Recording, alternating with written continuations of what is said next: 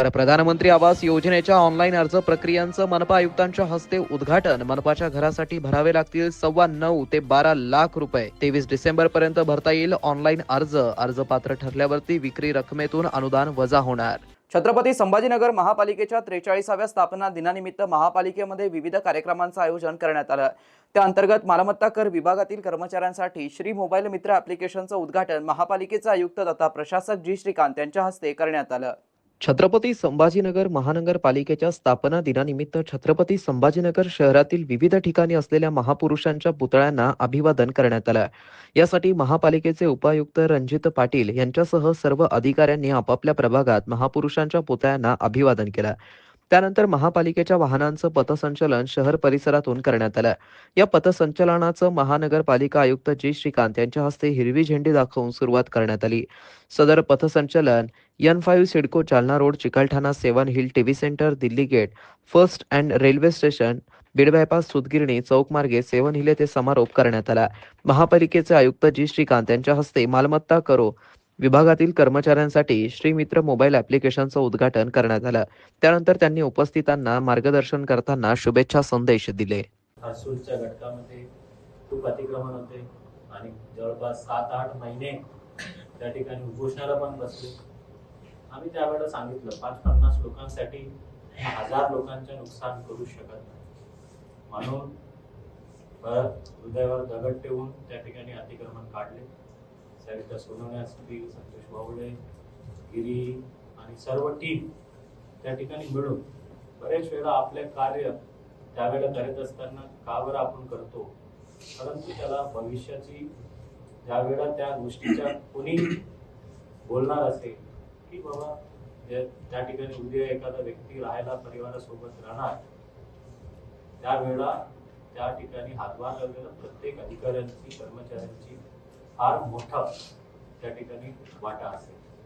तसेच वडेगावची विषय आहे, तसेच 30 गावच्या सुद्धा बरेच दिवसापासून रखडल्या होत्या.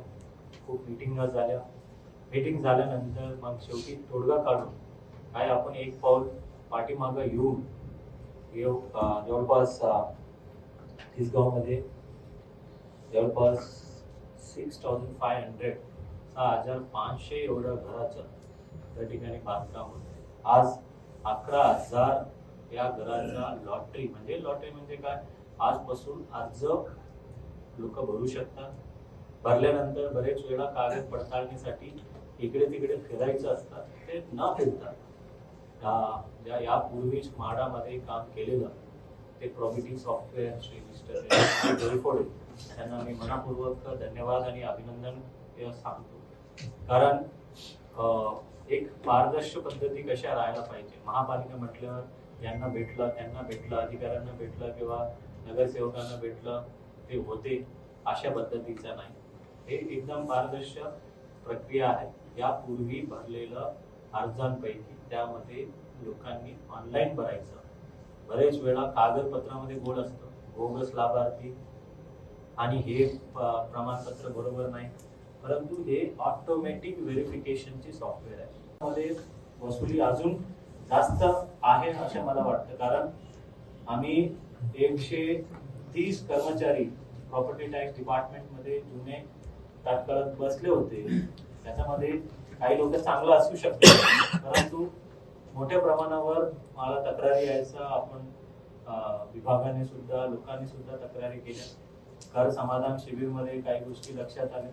नंतर त्या सर्व लोकांना कमी करून आपल्या महानगरपालिकेचा कायमस्वरूपी कर्मचारी लावून आपण हा टॅक्स वसुली आपण या आर्थिक वर्षामध्ये सुरू केलेले आहे. आणि या सर्व ऍप्लिकेशन करण्यामध्ये सुद्धा उशीर झाला.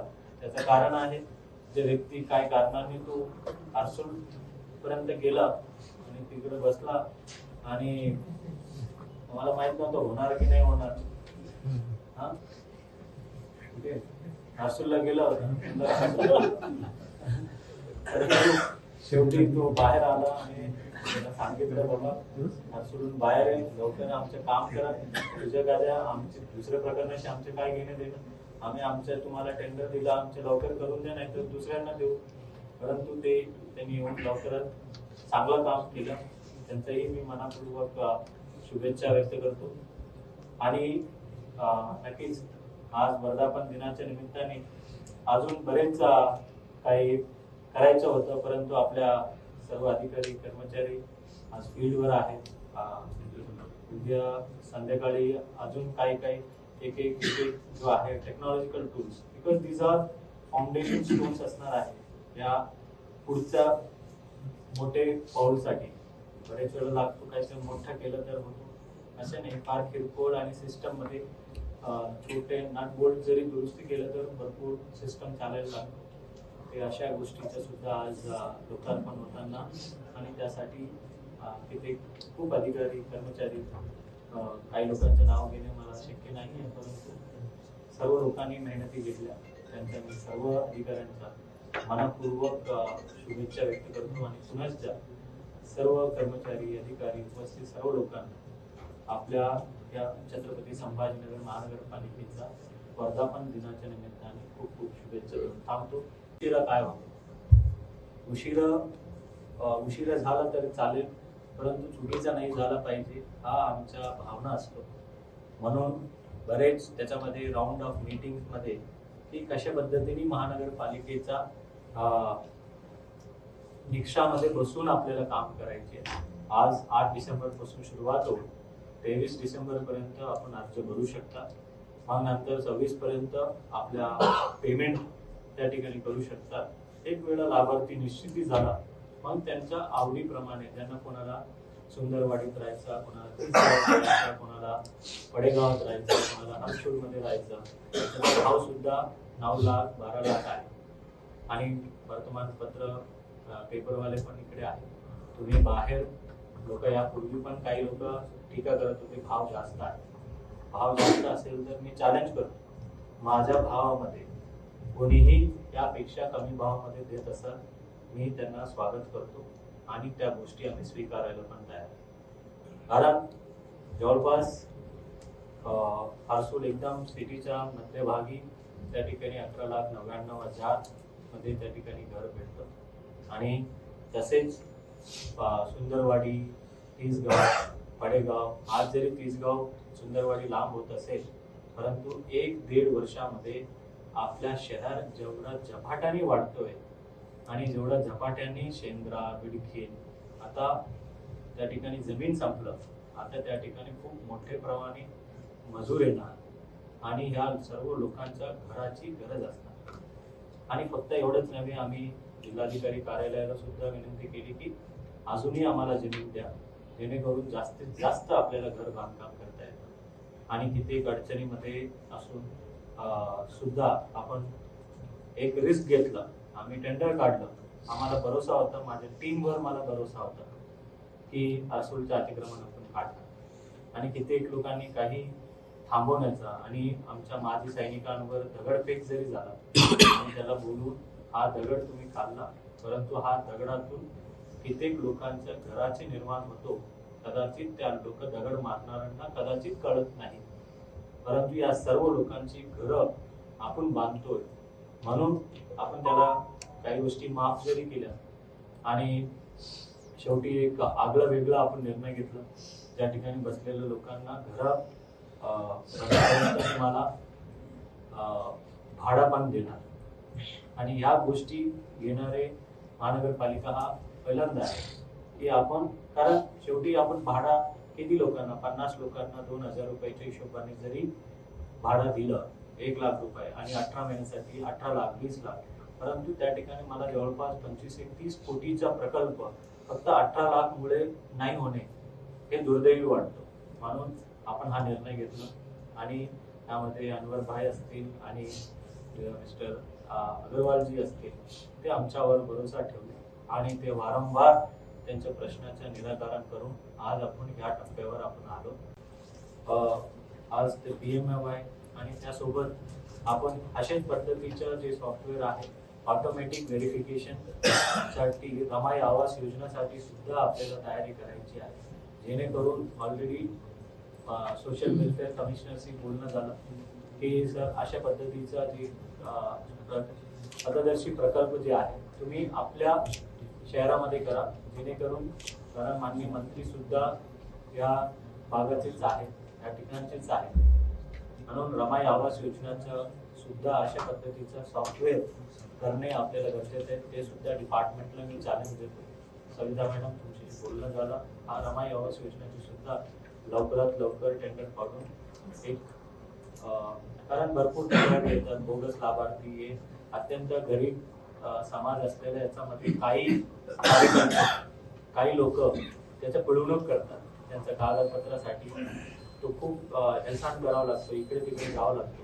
परंतु अशा पद्धतीच्या सॉफ्टवेअरमुळे कुठंही त्यांना हेळसांड व्हायला लागत नाही आणि त्यामुळे रमाई आवास योजनेचं सुद्धा लवकरात लवकर आपण फायनल करावी असे मी विनंती करतो. आणि दुसरे एक अत्यंत महत्त्वाचे आहे की महानगरपालिकामध्ये त्यांचं स्व उत्पन्नाचं वाढवणे आणि हे अत्यंत महत्त्वाचे विषय आहे. आपण बरेच वेळा वर्तमानपत्रामध्ये सुद्धा कव्हर केलेलं आहे की नवीन नवीन फंडे आपण करत असतो. हे सर्व नवीन फंडे हे सर्व करूनच आज गेल्या वर्षी मार्च मध्ये 157 कोटी असलेला तुम्ही समोर बघू शकता 176 कोटी आजपर्यंत. आता हे रिअल टाइम आहे आणि जसं जसं लोक टॅक्स भरेल तसं तसं ऑटोमॅटिकली ते होत राहील. आणि बरेच वेळा या गोष्टीचं काय करायचंय, कारण बरेच वेळा मी 16 वर्ष प्रशासकीय सेवामध्ये बघितलं. 4 महापालिका मी काम केलं, त्यामध्ये नांदेड, लातूर, अकोला आणि संभाजीनगरमध्ये. की बरेच वेळा बिल कलेक्टर त्यांना आपण दोष देत असतो. दोष देऊन बरेच वेळा त्यांनी चुकीचं करण्याची त्याला खूप संधी उपलब्ध करून देतो, जेणेकरून ते चुकीचं करतो, मग फसतो. मग फसल्यावर त्याला सस्पेंड, डिसमिस, बडतर्फ सर्व प्रकारचे होतात. परंतु सिस्टम म्हणून किंवा अधिकारी म्हणून आपण त्याला चुका करण्याची कमी संधी उपलब्ध करून दिलं पाहिजे आणि त्याला व्यवस्थित काम करायला पाहिजे. अशा पद्धतीने की ज्यावेळेला जीएसटी मध्ये होतो त्यावेळेला मग इकडे आल्यावर लोकल बॉडीच्या इलेक्शन मध्ये काही लोकांना घेतलं आणि त्या हळूहळू पुढेच निवडणूक सरकत गेली. परंतु असलेल्या अधिकाऱ्यांचं त्यांचं दुसरे गुण वापरून त्याला चार्ट्स वगैरे करून आज एवढ्यापर्यंत आला. परंतु हा श्रीमित्र टॅक्स ऍप जे आहे एक आदर्श असणार आहे पूर्ण महाराष्ट्रासाठी नव्हे, पूर्ण देशासाठी. ज्या ज्या ठिकाणी प्रॉपर्टी टॅक्सच्या कलेक्शन सिस्टम असणार आहे ते अत्यंत हे महत्वाची ऍप असणार आहे. कारण श्रीमंदिर लक्ष्मी हे महानगरपालिकेचा लक्ष्मी जे येण्याची जे काही गोष्टी आहेत ते प्रॉपर्टी टॅक्स आणि बिल्डिंग परमिशन मध्ये आज ऑनलाईन सिस्टम होऊन ते भरपूर त्याला सुधारणा झालेली आहे. भरोसा आहे की हे घर येत्या 1 वर्षभरामध्ये घर तयार होतील आणि तयार झाल्यानंतर जे लोकांची एक स्वप्न आहे ते घर आपल्या स्वतःची होण्याच्या. आणि आज आम्ही बघतो कशा पद्धतीने झोपडपट्टी राहतात, मुलांना खेळण्यासाठी सुविधा नसतो आणि त्याचं एखादं स्वतःची गाडी जरी 2 व्हीलरच्या शिवाय दुसऱ्या गाडी त्याला घेताच येत नाही. परंतु या सर्वमुळे त्यांच्या एक हक्काचा एक 3 व्हीलर असतील किंवा कदाचित 4 व्हीलर ठेवण्यापर्यंत सुद्धा आपण त्या ठिकाणी जागा उपलब्ध करून देतो. आणि लोकांना लहान मुलांना खेळण्यासाठी असेल आणि त्यांच्या विविध कार्यासाठी जागा या सर्व प्रकल्पामध्ये समाविष्ट आहे. आणि त्या गोष्टीचा आज आपल्या वर्धापन दिनाच्या निमित्ताने सुरुवात होतो. मला मनस्वी आनंद आहे PMAY मध्ये आणि काम करत असलेला आरती असतील आणि थेटे असतील आणि त्यांच्या सर्व टीमला मी मनापूर्वक शुभेच्छा देतो. कारण घरकुल विभागामध्ये काम करणे अत्यंत अवघडी आहे आणि विशेष करून PMAY तर आहेतच, त्यासोबत रमाई आवास योजनामध्ये सुद्धा खूप अडचणी येतात. विविध कार्यकर्ते येऊन दमदाटी करतात, घरापर्यंत येतात, तरीही आपल्याला ना जुमानता, कारण आपण अधिकारी कर्मचारी आहेत, जे काही विष आहे ते आपल्यालाच प्यायचे आणि जे चांगल्या गोष्टी आहेत ते दुसऱ्यांना घेऊ द्या. शेवटी विष पिऊन आपल्याला लोक कल्याणासाठी काम करणे हेच तर प्रशासन आहे. प्रशासनाचा मूळ अर्थच हे आहे वाईट गोष्टी आतच ठेवून ते चांगल्या गोष्टीसाठी प्रयत्न करणे. एक महिला अधिकारी असून सुद्धा महिला अधिकारीचा मी हापणा करत नाही, परंतु ह्या गोष्टीला आपण न जुमानता परिवार आणि सर्व सांभाळून आपण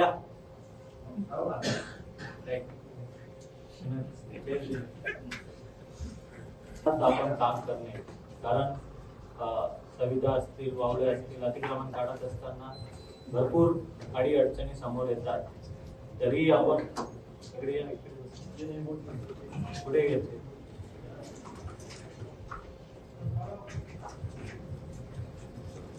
त्या ठिकाणी काम करावं लागतं. आणि कल्पिता पेशवे मॅडम आहे,